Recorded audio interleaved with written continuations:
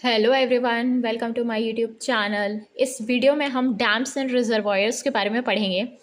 Start करते हैं। Dam क्या होता है?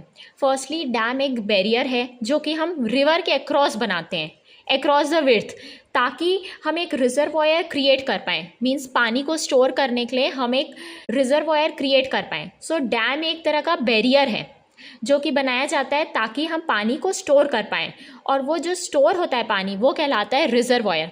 फॉर एम्पाउंडिंग वाटर और to provide the facility of diverting water, या तो हम पानी को स्टोर कर सकते हैं या पानी को डाइवर्ट कर सकते हैं रिवर से, या हम डेब्रीज को भी रिटेन रोक के रख सकते हैं जो कि फ्लो होती हैं रिवर में। डैम्स कितने टाइप्स के होते हैं? Classification of dams. फर्स्टली, अगर हम क्लासीफाई करें डैम को उनके फंक्शन के अकॉर्डिंग, वो कौन कौन से डैम्स होते हैं? स्टोरेज डैम, इसको इम्पाउंडिंग डैम भी बोलते हैं। Second, detention dam. Third, diversion dam. Fourth, coffer dam. Fifth, debris dam. अगर हम डैम को क्लासीफाई करें उनके हाइड्रोलिक डिज़ाइन के बेस पे, तो होता है हमारा फर्स्ट, ओवरफ्लो डैम और overfall dam. Second, non overflow dam. Third, material of construction, means किस मटेरियल का डैम बना है उसके अकॉर्डिंग अगर हम क्लासीफाई करेंगे तो डैम हमारे टू टाइप्स के हैं। फर्स्ट है रिजिड डैम, सेकेंड है नॉन रिजिड डैम। नेक्स्ट है स्ट्रक्चरल बिहेवियर। स्ट्रक्चरल उसका कैसा है डैम का, उस अकॉर्डिंग जब हम डैम को क्लासीफाई करेंगे। फर्स्ट है ग्रेविटी डैम, सेकेंड है आर्च डैम, थर्ड है बटरेस डैम, फोर्थ है एम्बैंकमेंट डैम। जनरली इनका जो जो नाम है वही इनके फंक्शंस होते हैं। फिर भी मैं आपको वन बाय वन बता देती हूँ शॉर्ट में इन सब डैम्स का मीनिंग क्या है। जैसे कि फर्स्ट है आपका स्टोरेज डैम।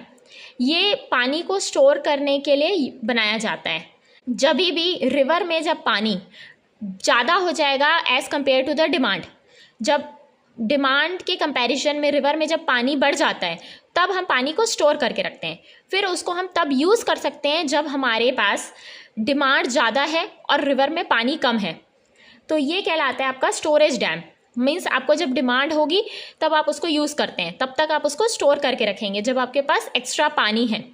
इसमें क्या होता है, जो एक्स्ट्रा पानी होता है वो यूज़ किया जाता है बहुत सारे पर्पस के लिए, जैसे कि इरिगेशन हो गया, हाइड्रो इलेक्ट्रिक पावर का जनरेशन हो गया, वाटर सप्लाई के लिए, या हम डैम को बना सकते हैं। सेकेंड है detention dam. Detention dam temporarily बनाया जाता है ताकि हम डिटेन कर सकें कुछ पार्ट फ्लड वाटर का या पूरा पार्ट। इसका मेन ऑब्जेक्टिव होता है फ्लड को कंट्रोल करना, ना कि पानी सप्लाई करना। जब भी फ्लड आ जाती है तो उस पानी को कंट्रोल करते हैं हम यूजिंग डिटेंशन डैम। टेम्परली हम ये पानी को डिटेन करते हैं। ये क्या करता है, वाटर को टेम्पररी स्टोर करता है।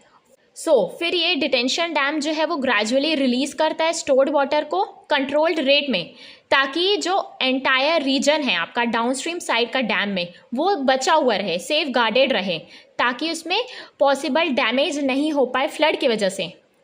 फ्लड आता है तो कई बार क्या होता है, डैम फेल हो सकता है, इसीलिए उसको बचाने के लिए हम फ्लड के पानी को बचाते हैं यूजिंग डिटेंशन डैम। नेक्स्ट है डाइवर्शन डैम। डाइवर्शन डैम का पर्पस ये होता है कि ये इसलिए बनाया जाता है ताकि हम डाइवर्ट कर सके पानी को। वो जो रिवर से पानी आता है उसको किसी भी चैनल या कंड्यूट में डाइवर्ट कर सकें। जब भी हमको पानी को डाइवर्ट करना रहता है एक रिवर से इरिगेशन कैनल में, तो एक वियर को कंस्ट्रक्ट किया जाता है रिवर के अक्रॉस, वो कहलाता है डाइवर्शन वियर। नेक्स्ट है कॉफर डैम। कॉफर डैम एक टाइप का टेम्पररी डैम बनाया जाता है ताकि हम एक स्पेसिफिक एरिया में, जैसे ये आपका एरिया है पानी से, यहाँ पे बीच में जब डैम बनाया जाएगा ये कहलाता है कॉफर डैम, ताकि हम इसमें पानी नहीं आने दें। इस एरिया में जब डैम बनाया जाएगा ताकि ये एरिया ड्राई रहे, इसमें पानी नहीं आए, ये कहलाता है कॉफर डैम। ये बनाया जाता है ताकि हम कंस्ट्रक्शन कर पाएँ और रिपेयर कर पाएँ एक ड्राई एनवायरनमेंट में।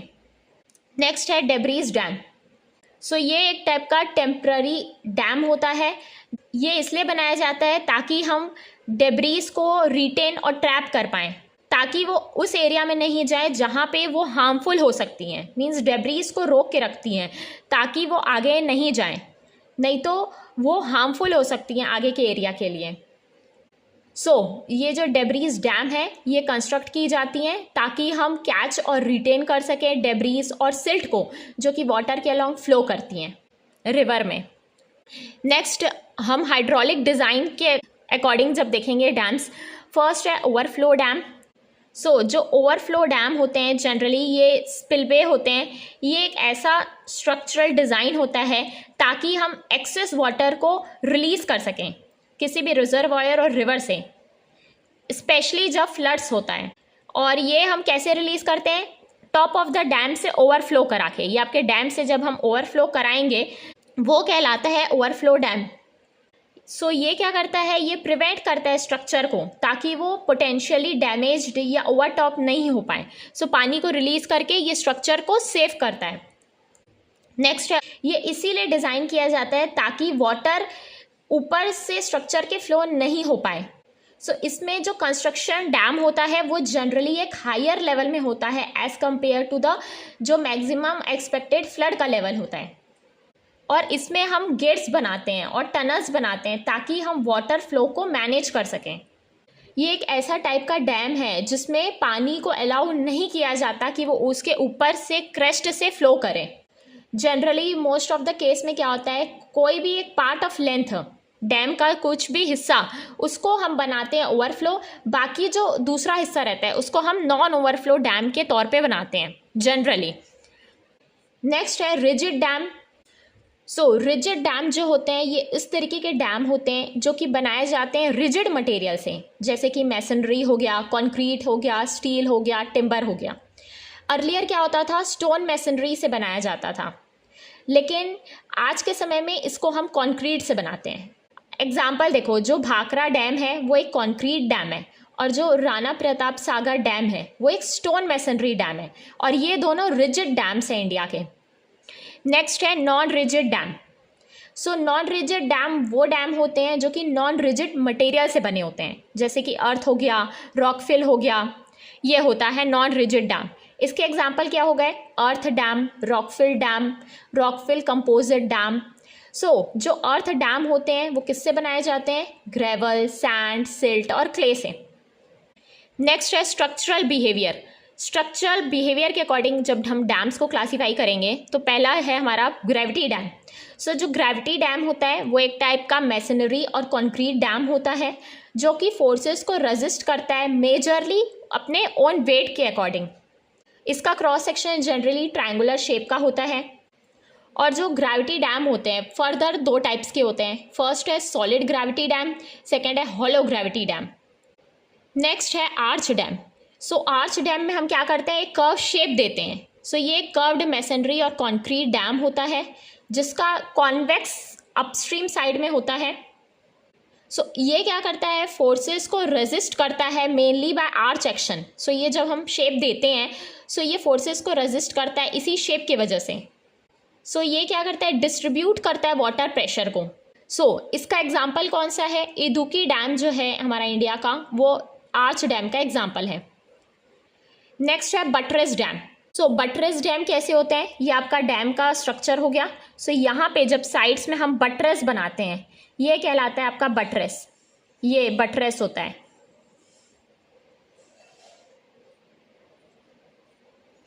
इस तरीके से हम बहुत सारे यहाँ पे स्ट्रक्चर कंस्ट्रक्ट करते हैं। ये जब फॉर्म होता है ये कहलाता है बटरेस डैम। ये कंसिस्ट करता है वाटर रिटेनिंग स्लोपिंग मेम्ब्रेन होता है। इसमें क्या होता है, ये वाटर रिटेनिंग एक स्लोपिंग मेम्ब्रेन होता है। ये ट्रायंगुलर शेप का होता है, इक्वली स्पेसिंग रहती है इसमें। जब भी हम बटरेस बनाते हैं इस तरीके से शेप बटरेस बनाते हैं वो कहलाता है बटरेस डैम, और ये होता है water retaining sloping membrane. Next है एम्बैंकमेंट डैम। ये नॉन रिजिड डैम होता है, यानी कि इसको हम सॉइल, क्ले, सैंड, रॉक से बनाते हैं, फिर उसके बाद उसको हम कॉम्पैक्ट करते हैं लेयर्स में, और ये डैम रेजिस्ट करते हैं फोर्सेस को mainly by shear strength. Start करते हैं ग्रेविटी डैम क्या होता है। ग्रेविटी डैम एक टाइप का सॉलिड मैसनरी और कंक्रीट का स्ट्रक्चर होता है जो कि अप्रॉक्सीमेटली ट्रायंगुलर होता है क्रॉस सेक्शन में। इसमें जो एक्सटर्नल फोर्सेस आते हैं वो रेजिस्ट होते हैं उसके ओन वेट के द्वारा। इसको हम सॉलिड ग्रेविटी डैम भी बोलते हैं। इस डैम का दो सेक्शन होता है, फर्स्ट नॉन ओवरफ्लो सेक्शन और दूसरा ओवरफ्लो सेक्शन जो कि स्पिलवे कहलाता है। Now forces acting on gravity dam. Gravity dam में बहुत सारे फोर्सेस एक्ट करते हैं। सो वेरियस एक्सटर्नल फोर्सेस जो कि एक ग्रेविटी डैम में एक्ट करते हैं वो क्या क्या होते हैं। फर्स्ट है वाटर प्रेशर, पानी की वजह से जो प्रेशर आएगा डैम के ऊपर। सेकेंड है अपलिफ्ट प्रेशर, अपलिफ्ट की वजह से जो प्रेशर क्रिएट होता है। Third pressure due to earthquake forces, अगर अर्थक्वेक आता है तो उसके वजह से जो प्रेशर जनरेट होता है। फोर्थ सिल्ट प्रेशर, पानी जब आता है डैम में तो क्या होता है, कई सिल्ट्स आते हैं उसके पास, सिल्ट्स के पार्टिकल। सो उस वजह से जो प्रेशर क्रिएट होता है वो होता है सिल्ट प्रेशर। नेक्स्ट है वेव प्रेशर। सो पानी में क्या होता है, लहरें भी होती हैं एयर की वजह से, सो वेव प्रेशर। आइस प्रेशर, ठंडी जगह में कभी कभी पानी क्या होता है, जम जाता है, सो वो भी एक तरीके का थ्रस्ट क्रिएट करता है डैम के ऊपर, वो कहलाता है आइस प्रेशर। लास्ट है वेट ऑफ द डैम, जो डैम का खुद का वेट है ये भी एक तरीके का फोर्स एक्ट होता है ग्रेविटी डैम में। सो इसको हम वन बाय वन डिस्कस कर लेते हैं। सो फर्स्ट है वाटर प्रेशर, ये एक मेजर एक्सटर्नल फोर्स होता है जो कि डैम के ऊपर एक्ट करता है। सो ये भी पूछा जाता है कौन सा मेजर एक्सटर्नल फोर्स होता है। सो सबसे जो ज़्यादा एक्सटर्नल मेजरली एक्ट करता है वो होता है वाटर प्रेशर की वजह से। सो जो मेजर एक्सटर्नल फोर्स होता है डैम में वो होता है वाटर प्रेशर, पानी की वजह से। सो जो हॉरिजॉन्टल वाटर प्रेशर एक्सर्ट होता है पानी के वेट के वजह से वो कहाँ स्टोर्ड होता है, upstream side of the dam के। सो उसको हम कैसे फाइंड कर सकते हैं, हाइड्रोस्टैटिक प्रेशर डिस्ट्रीब्यूशन डायग्राम के थ्रू।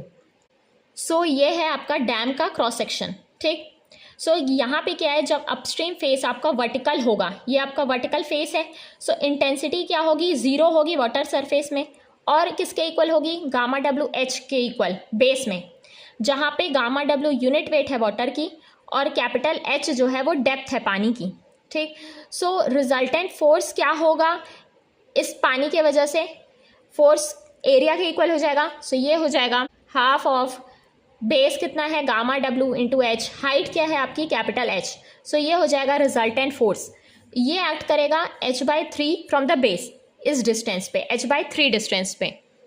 सो जब भी ये फेस वर्टिकल नहीं होके इंक्लाइंड होगा, सो एक हमारा जो एक्स्ट्रा कंपोनेंट ऐड अप हो जाएगा, जो कि ये है एक ये वर्टिकल कंपोनेंट एक एक्स्ट्रा आपका ऐड होगा अगर अपस्ट्रीम फेस जो है वो आपका इंक्लाइंड है, मीन्स आधा वर्टिकल है आधा इंक्लाइंड है। सो क्या होगा, जो रिजल्टेंट वाटर फोर्स होगा वो दो कंपोनेंट में रिजॉल्व होगा, एक हॉरिजॉन्टली ये वाला और दूसरा वर्टिकल। और यहाँ पे अगर टेल वाटर भी प्रेजेंट है, ये आपका कहलाता है टेल। सो यहाँ पे अगर टेल वाटर भी प्रेजेंट है डाउनस्ट्रीम साइड में, तो इसका भी हॉरिजॉन्टल और वर्टिकल कंपोनेंट्स दोनों होंगे। नेक्स्ट प्रेशर है हमारा अपलिफ्ट प्रेशर। सो क्या होगा, जो आपका डैम कंस्ट्रक्ट होता है उसमें कभी कभार पोर्स होते हैं, क्रैक्स होते हैं और फाउंडेशन में फिशर्स होते हैं। सो उसके वजह से पानी क्या होगा, सीप करके जाएगा फाउंडेशन में नीचे। सो फिर नीचे जाने के बाद क्या होगा, ये है आपका dam, cross section of a dam. So यहाँ पे जब भी पोर्स के थ्रू और फिशर्स के थ्रू पानी सीप करेगा, सो नीचे जाने के बाद ये क्या क्रिएट करेगा, एक अपलिफ्ट प्रेशर क्रिएट करेगा इस बेस ऑफ द डैम के ऊपर। सो इसके वजह से क्या होगा, जो ऊपर से वेट आता है डैम का उसको ये डिस्टेबलाइज करने की कोशिश करेगा, मतलब डैम की स्टेबिलिटी को ये ब्रेक करने की कोशिश करेगा, अपलिफ्ट प्रेशर। सो ये कैसे हम देखते हैं अपलिफ्ट प्रेशर कितना है। सो इसके लिए हमको ये डायग्राम बनाना पड़ता है। सो पहला जो आपका ये आपका होता है टो डैम का, ये कहलाता है हील। सो जो टो में प्रेशर इंटेंसिटी है वो किसके इक्वल हो जाएगी, टेल वाटर की वजह से gamma W into H dash. Heel में कितनी हो जाएगी, गामा डब्ल्यू इंटू एच। फिर इसको हम स्ट्रेट लाइन से ज्वाइन करेंगे।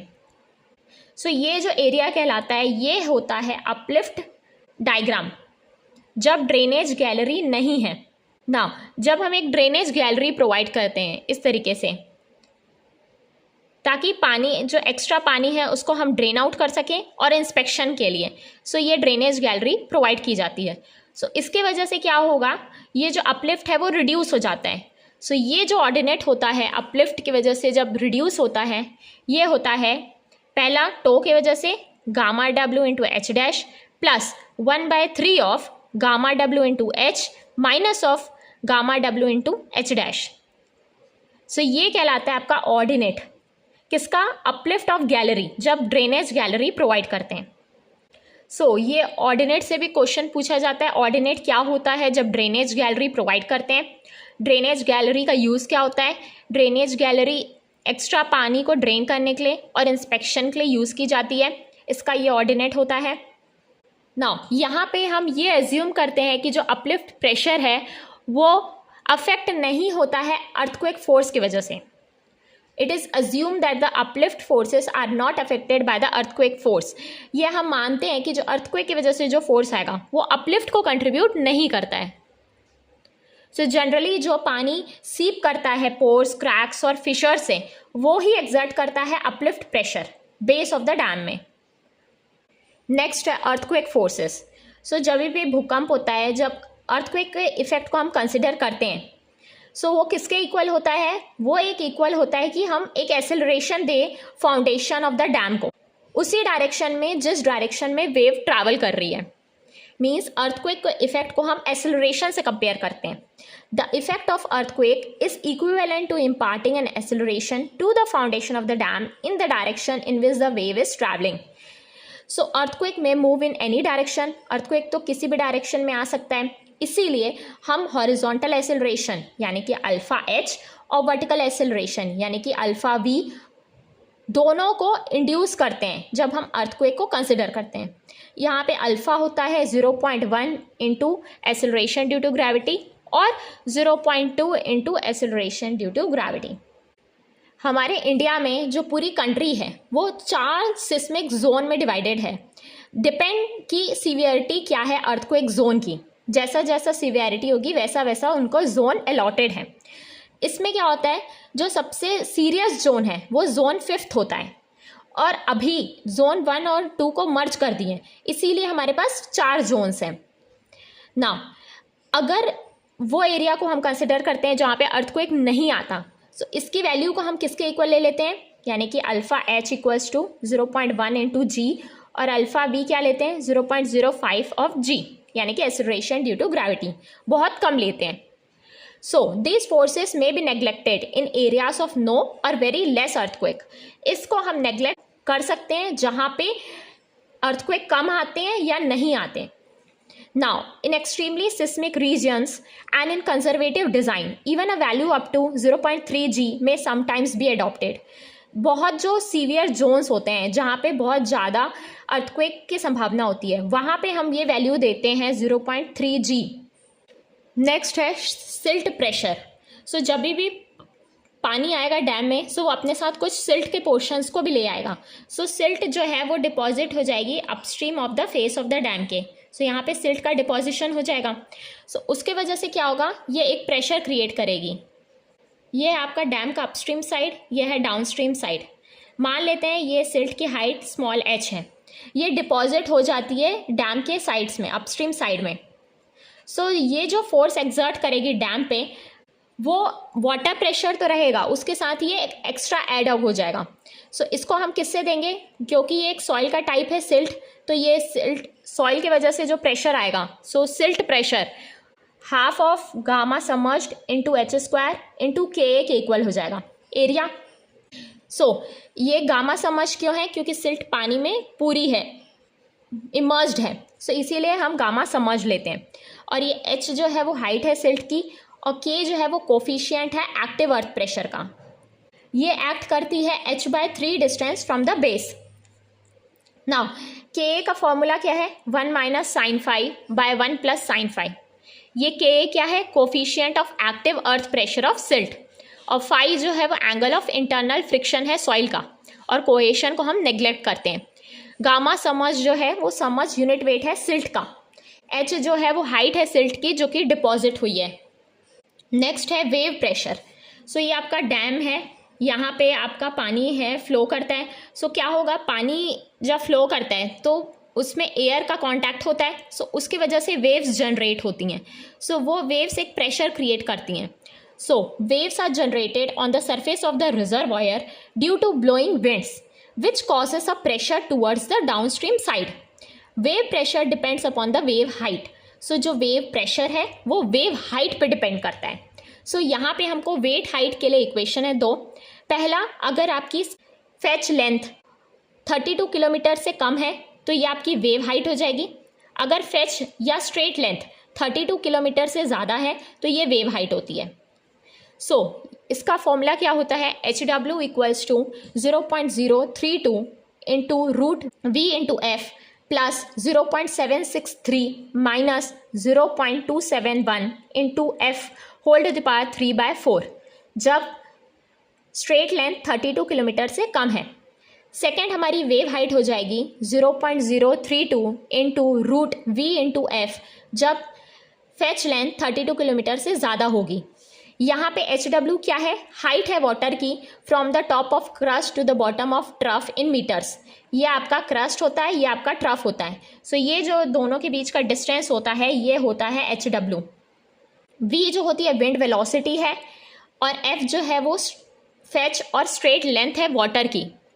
यहाँ पे आपको ये देखना है यूनिट्स को, HW जो है वो मीटर में आएगा और V को हम किलोमीटर पर आवर में लेते हैं और F को किलोमीटर में लेते हैं. नेक्स्ट है ice pressure. So cold countries में क्या होता है, आइस फॉर्म्ड हो जाती है वाटर सरफेस में रिजर्वायर के ऊपर. सो जो डैम का फेस होता है, मीन्स ये आपका डैम हो गया. सो इसको आइस प्रेशर को भी रेजिस्ट करना पड़ता है क्योंकि आइस एक तरीके का यहाँ पे थ्रस्ट या प्रेशर क्रिएट करेगी. सो ये जो फोर्स होता है वो लीनियरली एक्ट करता है लेंथ ऑफ द डैम के और रिजर्वायर लेवल में. नेक्स्ट है वेट ऑफ द डैम. सो जो वेट होता है डैम बॉडी का और उसके फाउंडेशन का वो एक रेजिस्टिंग फोर्स होता है, major resisting force. Means stability देता है जो डैम को, वो होता है उसका weight. So the design of the gravity dam should be checked for 2 cases. जब भी हमको ग्रेविटी डैम को डिज़ाइन करना है उसको हमको 2 केस में स्टडी करना पड़ेगा. पहला जब रिजर्वायर फुल है, दूसरा जब रिजर्वायर एम्प्टी है. सो ये आपका डैम का क्रॉस सेक्शन हो गया. सो ये हो गया W1, ये हो गया W2. सो ये रेजिस्ट करता है, मेजर रेजिस्टिंग फोर्स होता है डैम के लिए, डैम को स्टेबिलिटी प्रोवाइड करने के लिए. सो ये किसके इक्वल हो जाएगा, वेट W1 प्लस W2 के इक्वल. सो वेट किसके इक्वल हो जाएगा, गामा इंटू वॉल्यूम, वॉल्यूम यानी कि एरिया इंटू लेंथ. सो ये कॉन्क्रीट का बना है, so gamma C area A1 L plus W2 इसके वजह से जो वेट होगा gamma C into A2 into length.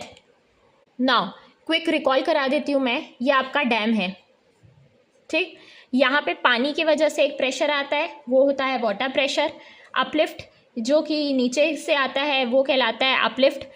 Earthquake forces जो अर्थक्वेक लोड की वजह से आता है वो होता है अर्थक्वेक फोर्स.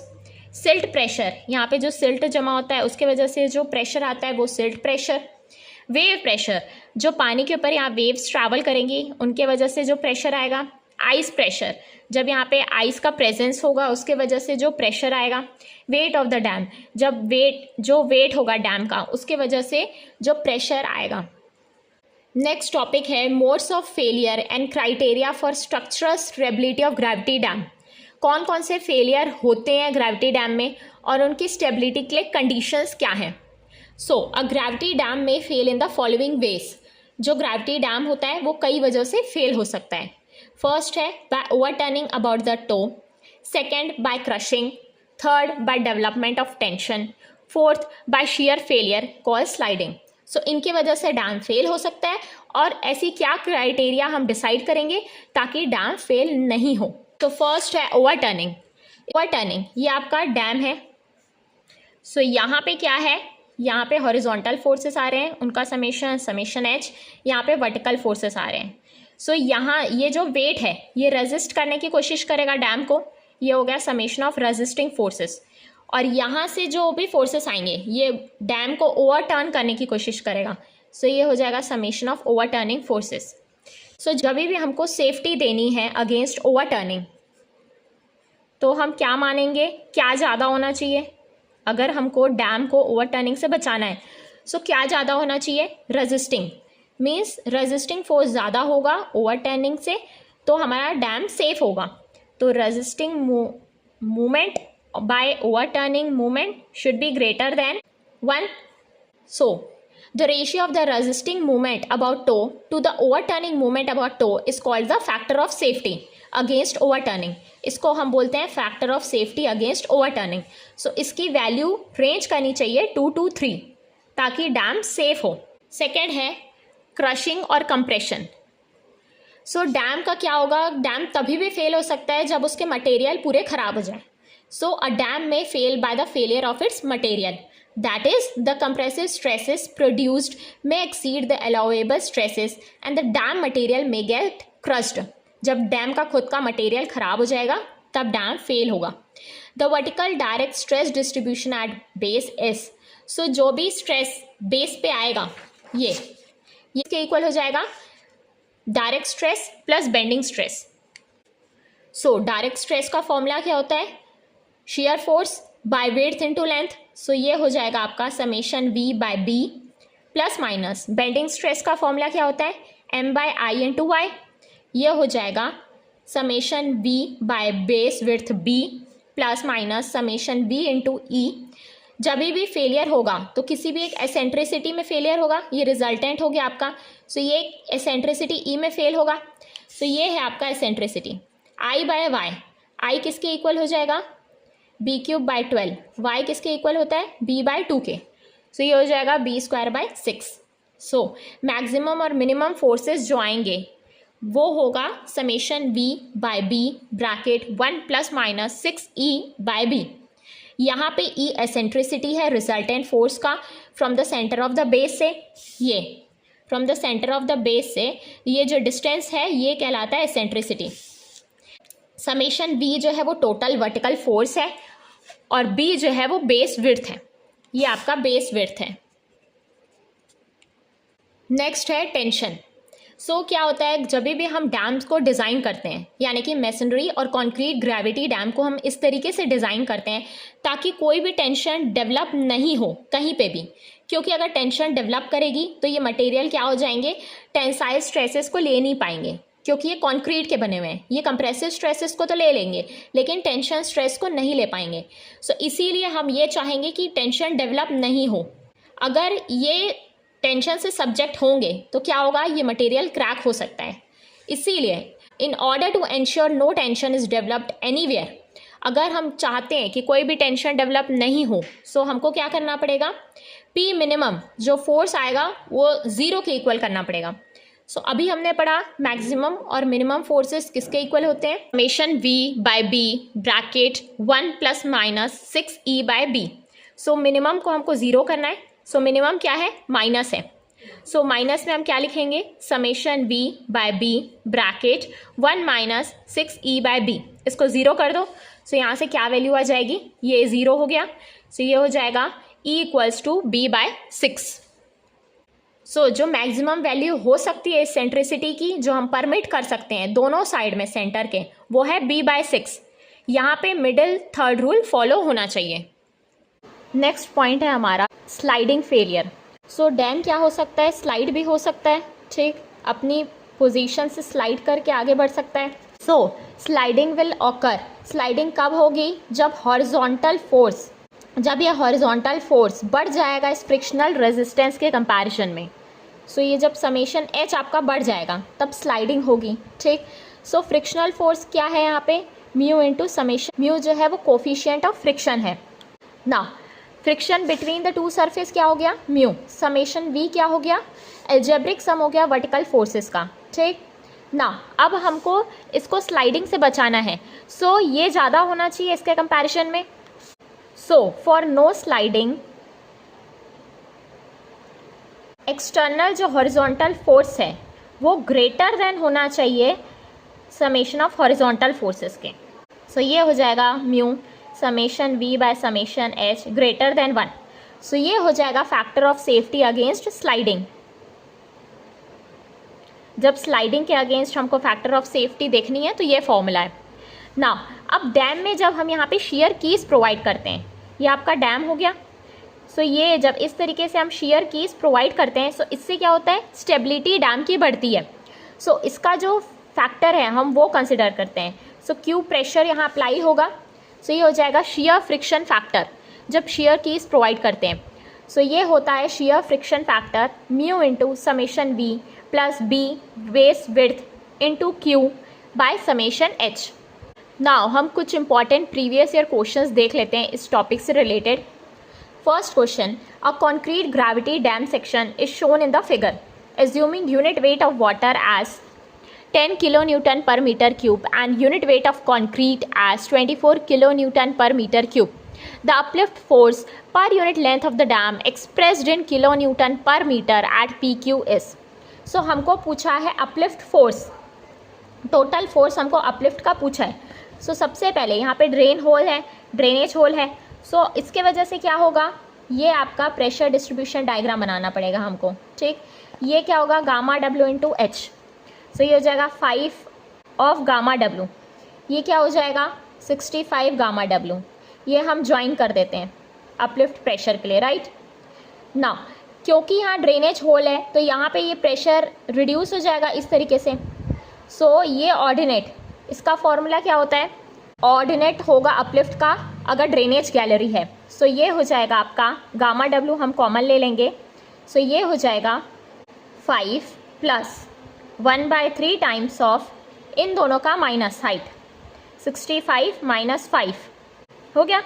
सो ये क्या हो जाएगा 60/3 25। सो ये हो जाएगा 25 गामा डब्ल्यू। ये इसका ऑर्डिनेट हो गया ड्रेनेज गैलरी की वजह से। नाउ अब हमको फोर्स फाइंड करना है। सो फोर्स किसके इक्वल हो जाता है, एरिया के। सो फोर्स, ये दोनों ट्रैपेजॉइडल शेप है, राइट ये। सो ट्रैपेजॉइडल का एरिया क्या होता है, half of sum of two parallel sides, यानी कि 65 plus 25 gamma W into height, height क्या है 10 metre, plus half of sum of two parallel sides, यानी कि 25 plus 5 30 gamma W into height, height क्या है 40। सो गामा डब्ल्यू क्या गिवन है हमारे पास, 10 गिवन है। सो इसको पुट करेंगे यहाँ पे, फोर्स आ जाएगा half of 90 into 10 into 10 plus half of 30 into 10 into 40। सो ये हो जाएगा 4500 प्लस 20 6000। सो ये हो जाएगा total force 10,500 kilo newton per metre at PQ. So this is the correct answer, 10500. Next question, what is the height of wave which is likely to be generated by a wind of 80 km per hour in a reservoir having a fetch of 50 km? So ये 32 kilometre से ज़्यादा है fetch. So हम कौन सा formula use करेंगे, second वाला। सो ये है आपकी wave height, fetch length given है 50 kilometre. So height of wave क्या हो जाएगा 0.032 into root of v into f. So ये हो जाएगा 0.032 रूट ऑफ विंड की वेलोसिटी है 80, फैच लेंथ है 50। सो ये आ जाएगा height of wave 2 metre. So the correct answer is option number C. Next question है, the wave height in metres generated on the surface of a reservoir having a fetch length f equals to 30 km due to wind blowing on the surface of the reservoir at a velocity of 30 km per hour is. So fetch length 30 km यानी 32 kilometre से कम है। सो हम ये first वाला formula use करेंगे। सो ये हो जाएगा HW equals to 0.032 root of v into F plus 0.763 minus 0.271 into F whole to the power 3/4। So ये हो जाएगा 0.032 इंटू विंड वेलोसिटी क्या है 30, फेच लेंथ क्या है 30 plus 0.763 minus 0.271 fetch length 30 whole to the power 3/4। So wave length यहाँ से आ जाएगी 1.2 metre. So the correct answer is option number D. अगर आपको मेरा वीडियो पसंद आया तो प्लीज़ वीडियो को लाइक करें एंड मेरे चैनल को सब्सक्राइब करें। Thank you.